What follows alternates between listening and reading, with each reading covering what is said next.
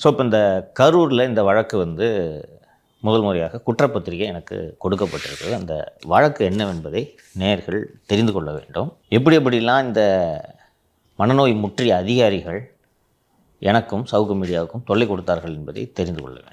நான் வந்து 4 மே 2024 அன்று தேனியில் வைத்து கைது செய்யப்பட்டேன் இந்த யூடியூப் வழக்கில். அதுக்கப்புறம் கஞ்சா கேஸ் போட்டு குண்டாஸ்லாம் போட்டு உள்ள வச்சிட்டாங்க. நான் அரெஸ்ட் ஆன உடனே ஆஃபீஸ் ஸ்டாஃபுக்கு அடுத்து என்ன பண்ணுறதுன்னு தெரியல. ஸோ அந்த ஆஃபீஸில் ப்ரொடக்ஷன் மேனேஜராக விக்னேஷ் என்ற பையன் வேலை பார்த்துக்கிட்டு இருந்தான். அவன் வந்து சார் எப்படியாவது வெளியில் கொண்டு வரணும்னு சொல்லிட்டு குண்டாஸ் போட போகிறாங்கன்னு தகவல் எல்லாருக்கும் தெரியுது. இது போல் குண்டர் சட்டத்தில் போட போகிறார்கள், குண்டர் சட்டத்தில் இவரை போடக்கூடாது அப்படின்னு உயர்நீதிமன்றத்தில் இந்த விக்னேஷை நான் எம்ப்ளாயி அப்படின்ற அடிப்படையில் வழக்கு தொடுக்கிறேன். அந்த நீதிமன்றம் குண்டர் சட்டம் போட்ட பிறகு வாங்க அப்படின்ட்டாங்க. அந்த வழக்கு போட்டால் அப்படி. அதுக்கப்புறம் கிட்டத்தட்ட ஒரு வாரம் சேனல் நடக்குது. லியோ அவைலபிளாக இருக்கிறப்போ ஸோ லியோவை வச்சு, லியோ முத்தலீஃப் இருந்தார், இவங்கெல்லாம் வச்சு நிகழ்ச்சி நடந்துக்கிட்டு இருக்குது. சம்பளம் போடுறான் இந்த பையன். பேங்க்கில் கொஞ்சம் பேலன்ஸ் இருந்துச்சு, சம்பளம் போடுறான் அந்த பையன். இதெல்லாம் போட்ட உடனே இந்த சிபிசிஐடியில் ஒரு மென்டல் அதிகாரி இருக்கிறார் அல்லவா, யார் இது தெரியுதா? வருண்குமார். அந்த வரம் தரும் அதிகாரி அந்த வருண்குமாருக்கு கரூர் டவுன் போலீஸ் ஸ்டேஷனில் எஃப்ஐஆர் போடுறாங்க. எஃப்ஐஆர் என்னென்னா, விக்னேஷ் என்பவர் மீது புகார். கிருஷ்ணன் என்ற நபர், கரூரில் காந்தி கிராமம் பகுதியில் இருக்கக்கூடிய நபர், அவர் வந்து நான் கரூரில் பிரியாணி கடை வைத்து நடத்தி வருகிறேன். ஆன்லைனில் முதலீடு செய்வது சம்பந்தமாக பல விளம்பரங்களை நெட்டிலும் செல்ஃபோனிலும் அடிக்கடி பார்த்து வருவேன். அந்த வகையில் சுமார் 1 வருடமாக சென்னையை சேர்ந்த விக்னேஷ் என்பவர் வாட்ஸ்அப் மூலமாக அறிமுகமானார். பின்னர் என்னிடம் ஆன்லைனில் முதலீடு பற்றியும் இதன் மூலம் அதிகமாக லாபம் பெறலாம் என அடிக்கடி வெவ்வேறு எண்ணிலிருந்து வாட்ஸ்அப் காலம் மூலமாக ஆசை வார்த்தை கூறி வந்தார். நீ என்ன பொம்பளை புள்ளையா நீ ஆசை வார்த்தை கூறி வந்தார். இதனை நான் ஒப்புக்கொண்டு என் மனைவி வைத்துள்ள பணம் மற்றும் அவரது உறவினர்களிடமிருந்த பணம் பெற்று ரெடி செய்து வைத்திருந்தேன். 15/10/2023 மாலை வாட்ஸ்அப் கால் மூலமாக தொடர்பு கொண்டு நான் ஈரோட்டிற்கு வந்திருப்பதாகவும், நான் சொன்னதை போல் 7 லட்சம் ஆன்லைன் முதலீடுக்கு ரெடி பண்ணியிருந்தா நாளை காலை உங்களை பார்த்து பெற்றுக்கொள்வதாக கூறினார். நானும் ரெடி செய்து வைத்திருப்பதாக அவரிடம் கூறினேன். மறுநாள் 16/10/2023 காலை கரூர் பஸ் ஸ்டாண்ட் அருகில் உள்ள எனது கடைக்கு வந்தார். நானும் எனது கடையில் வேலை பார்க்கும் படிக்கட்டுத்துறையை சேர்ந்த ராஜாவும் சென்று அவரிடம் 7 லட்சம் பணத்தை நம்பிக்கையுடன் கொடுத்தேன். மேற்படி நபரும் பணத்தை பெற்றுக்கொண்டு 2 லட்சம் 3 மாதங்களில் லாபத்துடன் திருப்பி தந்து விடுவதாக கூறி 7 லட்சத்தை வாங்கி சென்றார். அதுக்கப்புறம் வந்து திருப்பி அவர்கிட்ட பணத்தை கொடுங்க அப்படின்னு கேட்குறேன். அவர் கொடுக்கவே இல்லை. நான் கடும் பண நெருக்கடிக்கு ஆளானேன். அந்த நிலையில் 5/6/2024 அன்று விக்னேஷ் வந்து கரூர் பேருந்து நிலையம் வந்திருப்பதை அறிந்து நான் அங்கே போய் விக்னேஷ்கிட்ட இந்த மாதிரி என் பணத்தை திருப்பி கொடுங்க என்று கேட்டேன். கேட்டதும் விக்னேஷ் ஏன்டா பணத்தை கேட்குறேன்னு கேட்டால் திருப்பி பக்கத்தில் இந்த கல் எடுத்து அடித்தாராம். அவர் விலகிட்டாராம். விலகினோடனே அவர் கையில் வந்து லேசாக அந்த கல் பட்டுருச்சான். பட்டு அவருக்கு காயமாகி விட்டது அப்படின்னு சொல்லிட்டு அங்கே அந்த கரூர்லேயே வந்து திமுககாரன் ஒருத்தன் ஹாஸ்பிட்டல் வச்சுருக்கிறான், private hospital, Raj ortho hospital, Gowripuram west கரூர்னு. அங்கே போய் ஒரு அட்மிட் ஆகி இவருக்கு சிகிச்சை எடுத்ததாக ஒரு சர்டிஃபிகேட் ஒன்று ரெடி பண்ணிவிட்டு இந்த விக்னேஷை நான் அரெஸ்ட் ஆகி கரெக்டாக 1 மாதம் கழித்து இது நடக்குது. சரியா? நான் 5/5/2024 நான் கைதாகிறேன். 5/6/2024 விக்னேஷ் மேலே எஃப்ஐஆர். இதில் அக்யூஸ்ட் யாருன்னு பார்த்தீங்கன்னா விக்னேஷ் மட்டும். ரைட்டா? அந்த 5/6 விக்னேஷ் வந்து கரூருக்கு வந்திருக்காரு அப்படின்னு அவர் சொல்கிறார் இல்லையா, வந்தாராங்க சார் உண்மையாகவே? இந்த கேஸில் கைதாகி கரூருக்கு விக்னேஷை கூட்டிகிட்டு போகும்போது தான் முதல் முறையாக கரூருக்கே விக்னேஷ் போகிறாரு. கரூரே அப்போ தான் பார்க்குறாரு. விக்னேஷ்க்கு கரூரில் என்ன வேலை? மெட்ராஸ் பையன். ஆனால் அப்போ அந்த ஃபோன் டவர்லாம் தெரிஞ்சிடும்ல சார்? எல்லாமே தெரியுமா? இதெல்லாம் நாளைக்கு கோர்ட்டில் நிரூபிச்சுக்க. அப்போ இவங்க சொன்ன டேட்டில் அவர் கரூரில் இல்லை? வாய்ப்பே கிடையாது. அந்த அக்டோபர் 23 ஒரு டேட்டில் பணம் கொடுத்தேன்னு சொல்கிறாங்கல்ல, அதுலேயும் இங்கே செக் பண்ணிங்கன்னா வாய்ப்பு கிடையாது. புகார் கொடுத்த இந்த கிருஷ்ணன்ற ஆள் இருக்காங்களா, இந்த கிருஷ்ணனுக்கு என்ன வேலைன்னா, அதிமுகவில் இருக்கக்கூடிய நபர்கள் நல்லா வேலை செய்கிறாங்க, அதிமுக ஐடிவிங்கில் அது எழுதிட்டு இருக்கிறாங்கன்னு வச்சுங்க, அவங்களெல்லாம் தூக்கி உள்ளே போடணுன்னு செந்தில் பாலாஜி சொல்லுவார். சொன்ன உடனே இந்த கரூரில் டவுன் இன்ஸ்பெக்டர் மணிவண்ணன் ஒருவர் இருக்கார். அவர் தான் இந்த பவுண்டராஜ் மதியழகன் எல்லாம் கைது பண்ணுது. ஆதவ் பேரை எஃப்ஐஆரில் சேர்க்காமல் விட்டதும் இந்த மணிவண்ணன் தான். நம்ம பேசணுமே, அவரே புகார் கொடுத்துக்கின்னு அவரே எஃப்ஐஆர் போட்டுக்குவார் அப்படின்னு. தமிழக வெற்றி கழகத்துக்கு பதிலாக தமிழக மக்கள் கழகம்னு அதே மணிவண்ணன் தான் அவர் போட்ட எஃப்ஐஆர். ரைட்டா? எஃப்ஐஆர் போட்டு ஃபஸ்ட்டு விக்னேஷ் அப்போ தான் போகிறாரு. இன்னொன்று, இதில் மணிவண்ணனுக்கு ரோலே இல்லை. மணிவண்ணன் கரூர் இன்ஸ்பெக்டர். எஃப்ஐஆர் போடுறதோடு மணிவண்ணன் நின்று போச்சு வேலை. விக்னேஷை சென்னையில் வச்சு 30 போலீஸ் வந்து விக்னேஷை அரெஸ்ட் பண்ணி கூட்டிகிட்டு நேராக திருச்சிக்கு போகிறாங்க. திருச்சிக்கு போனோன்னே இந்த மென்டல் அதிகாரி இப்போ திருச்சியிலே எஸ்பி வச்சு விசாரணை இப்போ தான் நான் பார்க்குறேன் கோர்ட்டில். பார்த்துட்டு என்னப்பா விசாரிச்சான்னு கேட்டால் அவனே உள்ளே போயிட்டான். அவனுக்கு கேஸ் போடுற நீ அவன் இனிமேல் எந்திரிக்கவே முடியாது. அவன் சேனலுக்குன்னு எல்லாத்தையும் காலி பண்ணிட்டான். அவன் கூட நீ தொடர்பு வச்சா வெளில வந்தோன்னே கூப்பிடுவான் அவனை. நீ அவன் கூட ஏதாவது பேசுனேன்னு தெரிஞ்சிச்சு உங்கள் வீட்டில் உள்ளவங்க எல்லார் மேலேயும் கஞ்சா கேஸ் போட்டுருவேன். ஒரு ஐபிஎஸ் அதிகாரியோட பிஹேவியர் இருப்பார். இதுக்கு தான் இந்த காலில் சுடுறது கையை காலை உடைக்கிறதெல்லாம் ஆதரிக்கக்கூடாதுன்னு நான் சொல்கிறது, புரியுதா? ஸோ அவனை மிரட்டி எது கேஸ் போட்டேன், அக்கௌண்ட்டில் எவ்வளோ பணம் இருக்குது, அவன் உனக்கு எவ்வளோ கொடுத்தான், உன் அக்கௌண்ட் ஸ்டேட்மெண்ட்டு கொடு, ஃபோனை கொடு. கம்பெனியில் ஸ்டாஃபாக வேலை பார்க்குறான். இன்னொன்று முதல்ல அரெஸ்ட் பண்ணிட்டாங்க, எப்படியாவது ஒரு வெளியில் எடுக்கணும். அட்வொகேட் சொல்கிறாங்க குண்டாஸ் போடக்கூடாதுன்னு நம்ம ஒரு வழக்கு போடலான்ட்டு. என்ன தப்பு, எம்ப்ளாயின்ற முறையில் வழக்கு போடுறான். இது எனக்கு அவ்வளோ பெரிய குத்தமா? அதுக்காக இந்த வழக்கு போட்டு பண்ணிட்டாங்களா? இப்போ அவனை மிரட்டணுன்றதுக்காக, அதாவது இவனை தூக்கி உள்ளே வச்சோன்னே இப்போ மற்ற ஸ்டாஃப்லாம் என்ன பண்ணுவாங்க? அப்போ வேலைக்கு வர மாட்டாங்க. சரியா? விக்னேஷ் தூக்கி உள்ள வச்சிட்டாங்க, சில போயிடுவாங்க இல்லையா? ஸோ போன உடனே அதோடது முடிஞ்சு போச்சு. 5/6/2024 அரெஸ்ட் பண்ணி ரிமாண்ட் போட்டு கிட்டத்தட்ட இது என்னென்னா இது பொய் வழக்கு. இது விக்னேஷோட டவர் லொகேஷனை பார்த்தா இவன் 23லேயும் கரூருக்கு போகல, ஜூன் 2024லேயும் கரூருக்கு போகல. கரூருக்கு இவன் போனதே இல்லைன்றது ஒரு வருஷத்து டவர் எடுத்தால் தெரியும் அவனுக்கு. சரியா? ஸோ இது பொய் வழக்கு. நீதிமன்றத்தில் நிரூபித்து அவன் விடுதலை ஆகிடுவான், அதில் சந்தேகம் வேணும். இந்த வழக்குக்கு ஜாமீன் கொடுத்தாங்களா அவனுக்கு, கிட்டத்தட்ட 1 மாதம் ஜெயிலில் இருந்தான். இந்த வழக்குக்கு கிட்டத்தட்ட 9 மாதம் கரூரில் போய் மாதம் கையெழுத்து போடணும். ஃபஸ்ட்டு கண்டிஷனு கரூர்லேயே தங்கி அன்டில் ஃபர்தர் ஆர்டர்ஸ்னு போட்டாங்க. அங்கேயே தங்கி, கரூருக்கு அவனுக்கு சம்மந்தமே கிடையாது, வேலை இல்லை. நான் ஜெயிலில் இருக்கேன், கரூரில் ரூம் எடுத்து தங்கி காலை மாலை இந்த பொய் கேஸுக்கு காலை மாலை 2 வேலை இந்த சவுக்கு மீடியில் வேலை செஞ்சான்ற ஒரே காரணத்துக்கு காலை மாலை 2 வேலை கையெழுத்து போடணும். 2 வேலை கையெழுத்து போட்டு முடித்தோன்னே அதை கோர்ட்டு மந்த்லி ட்வைஸ்ன்னு ரிலாக்ஸ் பண்ணுறாங்க, 1st and 15th. அப்புறம் திருப்பி மந்த்லி ஒன்ஸ். கிட்டத்தட்ட 9 மாதம் கையெழுத்து. நான் வெளியில் வந்த பிறகு வக்கீல்கிட்ட சொல்லி ரிலாக்ஸேஷன் வாங்கி முடிஞ்சிச்சு. இப்போது நேற்று இந்த வழக்கு நான் போயிட்டு வந்தேன். இதுக்கு வரணும் நீங்கள் கோர்ட்டுக்கு. 1 வருஷம் நடக்கும். மாதத்தில் எப்படி 2 வாய்தா வரும், மாதத்தில் 2 வாட்டி போயிட்டு வரணும். எப்படி சமாளிப்பதை தெரியுதா? இப்போ எனக்கு தமிழகம் முழுக்க வழக்கறிஞர்கள் நண்பர்கள் இருக்கிறார்கள். போன உடனே ரொம்ப ஒரு கரிகால் என்ற வழக்கறிஞர் தான் இங்கே கரூரில் இந்த வழக்கை பார்க்குறாரு. போனோடனே அண்ணன் நான் பார்த்துக்கிறேன்னு சொல்கிறாரு. அவனுக்கு இவ்வளோ வழக்கறிஞர்களை அறிமுகம் இல்லை. எப்படி சமாளிப்பான்? மினிமம் ஒரு இந்த ட்ரையலை ஹேண்டில் பண்ணுறதுக்கு ஒரு 20,000 கேட்பாங்க, ரூபாய்க்கு அங்கே போவோம். நீ சரியாக வாதாடலைன்னா தண்டனை ஆனாலும் ஆகிடும் இந்த கேஸ்லாம். ஸோ இது முடிஞ்சிச்சு, ரைட்டா?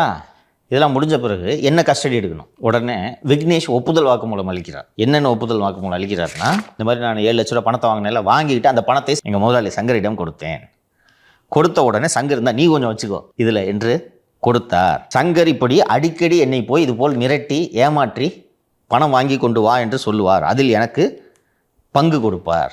சங்கர் தான் பணத்தை அவன் திருப்பி கேட்டால் போய் அடி என்று சொன்னார். இப்போ நான் அக்யூஸ்ட் ஆகிட்டேன்னா A2 என்ன சேர்த்து என்ன கஸ்டடி எடுத்து 5 நாள் விசாரிச்சாங்க இந்த கேஸுக்கு. விசாரிச்சுட்டு இது மணிவண்ணன் தான் அதில் சார்ஜ் ஷீட் போட்டது. பொய் வழக்குன்னு தெரியாது இந்த ஆளுக்கு. எப்படி கூசாமல் உண்மை மாதிரி சார்ஜ் ஷீட் போட்டுருக்காரு தெரியுதா?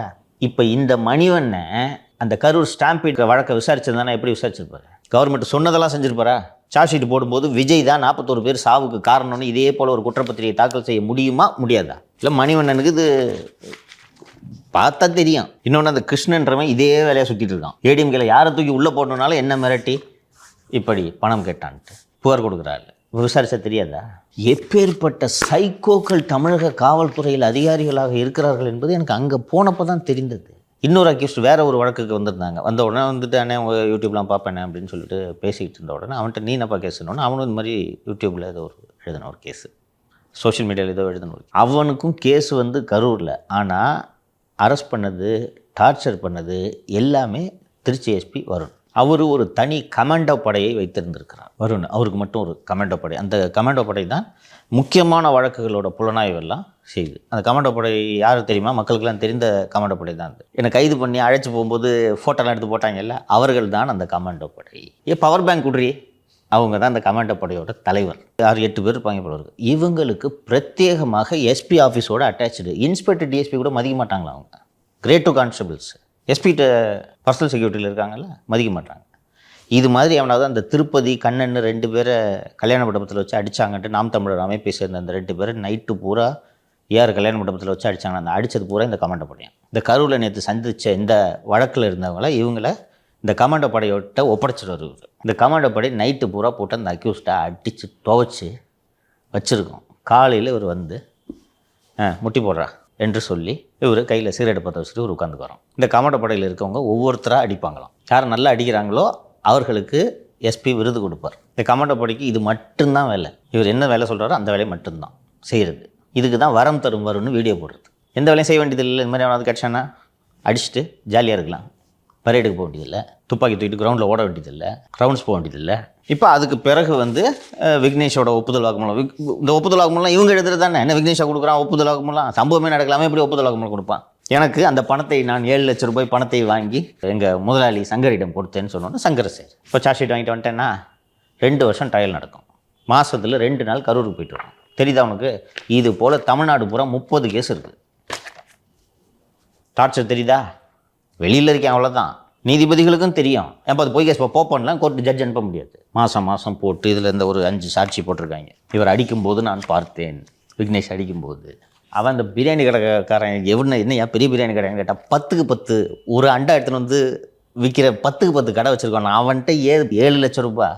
சரி விக்னேஷ் இப்போ நார்மலாக இப்போ போய் நீ போய் புகார் கொடுத்தேன் சார், சங்கத்து இந்த மாதிரி டேரில் டபுள் ஆக்கி தரேன்னு சொன்னார், ஏமாத்துட்டேன்னு சொன்னோன்னே வாட்ஸ்அப்பில் பேசினேன் காட்டு வாட்ஸ்அப்னு கேட்பாங்கல்ல. என்னப்பா ஆதாரம்?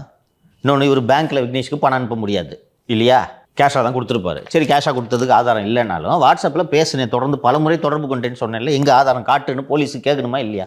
இந்த மணி வேணே கேட்கணுமா இல்லையா? எப்படி எஃப்ஐஆர் போட்டேன்? சரி எஃப்ஐஆர் போட்டுட்டேன். அதுக்கு பிறகு விசாரிக்கும் போது இது பொய் புகார்னு தெரியுமா தெரியாதா? இப்படிப்பட்ட நபர் அவரே ஏன் புகார் அளிச்சு அவரே வேண்டிய நபர்கள் மீது எஃப்ஐஆர் போட்டிருக்கிறார் என்பது தெரிகிறதா? ஒருத்தவங்க போய் புகார் கொடுக்குறாங்க அப்படின்றதுக்காகவே எஃப்ஐஆர் போட்டுறணுன்ற அவசியம் இல்லை. விசாரிச்சாங்கன்னா சம்மந்தப்பட்ட ஐஓவோட டிஸ்கிரிப்ஷனை பொறுத்து. மாலதி, நீங்கள் எங்கே போய் வேணாலும் புகார் கொடுங்க, ஜென்மத்துக்கு எஃப்ஐஆர் போட மாட்டாங்க. ஜென்மத்துக்கு எஃப்ஐஆர் போட மாட்டாங்க. ஆனால் போய் புகார் கொடுத்தாலே எஃப்ஐஆர் போடணுன்றது தான் சட்டம். ஆனால் அவங்க எஃப்ஐஆர் போட மாட்டாங்க. எஃப்ஐஆர் ரெகுலராக அவங்க இந்த மாதிரி போட்டுட்டாங்கன்னா எஃப்ஐஆர் பதிவு செய்ய வேண்டும் என்பதற்காக ஏன் உயர்நீதிமன்றத்தில் இத்தனை வழக்குகள் பதிவு செய்யப்படுகிறது? போடுறது போட்டுட்டேன் நான், I give them the credit. FIR போட்டிங்க, விசாரி சார்ஜ் ஷீட் போடுறல, உண்மையா இல்லைன்னு தெரியாது, மிஸ்டேக் ஆஃப் ஃபேக்ட்னு க்ளோஸ் பண்ணுவா வேணாமா? அதுக்கு உங்களுக்கு அதிகாரம் இருக்குல்ல. விசாரித்தேன், பொய் புகார். அது கிருஷ்ணன்றவன் புகார் கொடுக்குறதையே வேலையாக வச்சுக்கிட்டு இருக்கிறான்றது தெரியுமா தெரியாது அவங்களுக்கு? இந்த வழக்கில் 5 நாள் என்ன இந்த மென்டல் வருண்குமார் வச்சு விசாரிக்கிறார். இதே யார் கல்யாண மண்டபத்தில். அதில் இவங்களுக்கு யார் யார் அதிகாரிகள் எல்லாம் பிடிக்காதோ, அதுவும் குறிப்பாக இந்த ஐஸ்கிரீமுக்கு பிடிக்காத அதிகாரிகள், ஐஸ்கிரீமை பற்றி செய்தி வெளியிட்ட பத்திரிகையாளர்கள், ஆங்கில செய்தி நிறுவனங்களின் பத்திரிகையாளர்கள், அவங்க பேரெல்லாம் கன்ஃபெஷனில் எழுதிக்கிட்டாங்க. பிரியாணி கடைக்காரன்ட்ட காசு வாங்கின வழக்குக்கும் ஆங்கில நாளேடுகளின் பத்திரிகையாளர்களுக்கும் என்ன தம்பி சம்மந்தம்? சம்மந்தப்படுத்திக்கிட்டேன். இதனால் நீங்கள் இப்போ என்ன அடைஞ்சிட்டீங்க? ஏன் அவனுங்களெல்லாம் மென்டல்னு சொல்கிறேன்னா, சரிப்பா எழுதிட்டேன், இன்றைக்கி இது கோர்ட் ஆவணத்தில் இருக்குது, கரூர் கோர்ட்டில் இந்த ஆவணம் இருக்குது. ஒரு 2-3 அதிகாரிகளோட பேர், ஒரு 3 ஆங்கில செய்தியாளர்களோட பேர் அதில் இருக்குது. ரைட்டா? இப்போ நீ என்ன சாதிச்சிட்ட இதனால? ஏன்னா அந்த பத்திரிகை நிறுவனங்கள் அந்த பத்திரிகையாளர்களை வேலை விட்டு அனுப்பிச்சிட்டாங்களா? இல்லை அவர்களுக்கு சவுக்கு சங்கரோடு தொடர்பில் இருந்ததால் குற்றச்செயல்களில் ஈடுபட்டு விட்டார்களா? நான் வேலை பார்த்த அதிகாரிகள் தான் என்ன இந்த அளவுக்கு எனக்கு அறிவு புகட்டியது. அந்த அதிகாரிகளோட பேரை நீ கன்ஃபெஷனில் எழுதியிருக்கிற. என்ன ஆயிடுச்சு இப்போ அந்த அதிகாரிகளுக்கு? தூக்கில் போட்டாங்களா? எவ்வளோ புத்தி அல்பமாக இருக்குது தெரியுதா? இதெல்லாம் தாண்டி சமாளித்து தான் சேனல் நடத்துகிறோம், நிகழ்ச்சி நடத்துகிறோம். இதுதான் கோபம். திருப்பி இந்த இங்கே ஐஸ்கிரீம் வாரத்தில் 4 நாள் சம்மன் எடுத்துகிட்டு தூக்கிட்டு வந்து நிற்கிறது. இவ்வளோ பண்ணுறோம், தமிழ்நாடு பூரா கோர்ட்டுக்கு அலைய வைக்கிறோம், திருப்பி வழக்கு போடுறோம். அப்பவும் ஷோ நடத்துகிறானே, விடக்கூடாது. பைக்கை தூக்கு, ஜெயபிரகாஷ் பைக்கை தூக்கு, சத்தியமூர்த்தி பைக்கை தூக்கு. இப்போ நீ நின்ன தைரியமாக 22 நாளாக பைக் வரல, நீ நின்ன ஓடி இருந்தேன்னா இன்னொரு பையனை போடுறேன், அவனும் ஓடி இருந்தானா சேனல் எப்படி நடத்துவ? தெரியுதா அவங்க நோக்கம்? ஐஸ்கிரீம் இப்போ சமாதானத்தை விடுறாரு, என்னை பற்றி பேசாமல் இருக்க சொல்லு, தொல்லை கொடுக்க மாட்டேன், வேலையை ரிசைன் பண்ண சொல்லு, பேசாமல் இருக்கேன்னு சொல்லிட்டு. இந்த முத்து சரவணன், சண்டே சதீஷ் அண்டு அஜித்னு ஒரு என்கவுண்டர் நடந்தது, நினைவு இருக்கிறதா? அந்த வழக்கை வந்து சிபிஐ விசாரிக்க வேண்டும் என்று உயர்நீதிமன்றத்தில் அவரது தந்தையே மனு தாக்கல் செய்தார். ஜஸ்டிஸ் ஆனந்த் வெங்கடேஷ் என்று தான் நான் நினைக்கிறேன். சிபிஐ வேண்டாம், சிபிசிஐடி விசாரிக்கிட்டோம், இவங்க ஒழுங்காக விசாரிக்கலைன்னா நீங்கள் மீண்டும் நீதிமன்றத்தை அணுகுங்க அந்த ஃபேக் என்கவுண்டரை என்று உத்தரவிட்டார்கள். சிபிசிஐடி விசாரித்து அந்த புகார் அளித்த அவங்க அப்பாவை கூட விசாரிக்காமல் சிபிசிஐடி அந்த வழக்கை விசாரித்து ஒன்றும் இல்லைன்ட்டு மூடிட்டான். இப்போது அந்த அவரது வழக்கறிஞர் திரு ராஜ்குமார் மற்றும் அவரது முத்துசரவணன் பெற்றோருக்கு புதிய ஆதாரங்கள் கிடைத்திருக்கின்றன. இந்த ஒரு ஐஸ்கிரீமுக்காக நிலப்பேரங்கள் எல்லாம் செய்து கொண்டிருக்கிறார் என்று ஒரு முன்னாள் ரவுடி சொன்னேன், நினைவு இருக்கா? கொரட்டூர் விநாயகமும் முத்துசரவணனும் ஒரு லேண்டுக்கு போட்டி போடுறாங்க. அப்போது முத்துசரவணன் இந்த லேண்டை நான் எடுத்துக்கிறேங்க, நீங்கள் அடுத்த டீல் வந்தால் நீங்கள் பார்த்துக்குங்க அப்படின்னு சொல்லும்போது கொரட்டூர் விநாயகம் சரி பண்ணிங்க நீ எடுத்துக்க என்று முத்துசரவணனிடம் சொல்லிவிடுகிறார். சொன்ன பிறகு கொரட்டூர் விநாயகம் சத்தம் போடாமல் லேண்டை ரெஜிஸ்டர் பண்ணி முடிச்சார். கொளத்தூரில் ஒரு நிலம் பதிவு செய்து முடித்ததும் முத்துசரவணனுக்கு தெரிய வந்த உடனே, முத்துசரவணனுக்கு பின்னாடி ஐஸ்கிரீம் இருக்கார், கொரட்டூர் விநாயகமே ஐஸ்கிரீமோட பினாமின்றதெல்லாம் அவருக்கு தெரியாது. அது வந்ததும் முத்துசரவணன் ரவுடி தானே 2 பேரும் கொடுத்த பக்கம் மீறி இப்படி பண்ணிட்டேன்னு சொல்லிட்டு கொரட்டூர் விநாயகம் வீட்டுக்குள்ளே இறங்கிட்டாங்க போடுறதுக்கு. ஜஸ்ட் மிஸ் தப்பிச்சிடா. அப்படி ஐஸ்கிரீம்கிட்ட தகவலை சொன்னோன்னு, ஓ எனக்காக எடுத்த லேண்டில் நீ ரெஜிஸ்டர் பண்ணதுக்கு இப்படி உள்ள வரானா விடு நான் பார்த்துக்கிறேன்னு சொல்லிட்டு இப்படி நடந்தது தான் முத்துசரவணன் என்கவுண்டர். இப்போ தெரியுதுங்களா, காலைல சுட்ட தப்பு பரவாயில்ல நீங்கள் எங்கே போய் முடியுது தெரியுதா? முத்துசரவணன் ரவுடி தான். டெல்லியிலேருந்து பிடிச்சிட்டு வந்து அவனை அங்கே வச்சு சுடுறதுக்கு காரணம் தனிப்பட்ட கோபம். ஒரு ஆள் இல்லை 3 பேர் சும்மா கூட அந்த சண்டை சத்தி சென்றவங்க கூட இருந்தாங்க, சும்மா அடித்தாங்க. ஐ விட்னஸ் இல்லை. என்னைக்காவது ஒரு நாள் விசாரணை நடக்கும், வெளியே வரும், பார்த்துக்கொள்ளும்.